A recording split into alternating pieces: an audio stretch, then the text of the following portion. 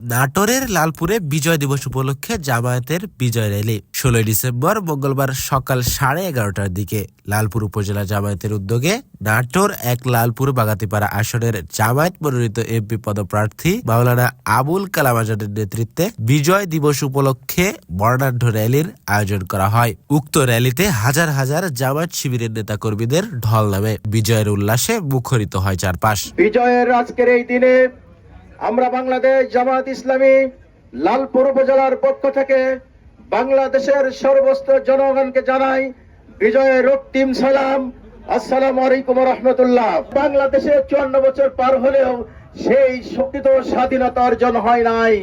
বাংলাদেশের নতুন করে আবার আবু সাইদ মুগ্ধকে রক্ত দিয়ে এই বাংলাদেশকে নতুন সূর্যের মুখ দেখাতে হয়েছে। সংগ্রামী ভাইরা আমার, চিরির বটতলা থেকে শুরু হয়ে লালপুর ডিগ্রি কলেজ গেটের সামনে গিয়ে সংক্ষিপ্ত বক্তব্যের মাধ্যমে আয়োজনের সমাপ্তি ঘোষণা করা হয়। আল আমিন প্রামাণিক, ঢাকা ভয়েস, নাটোর।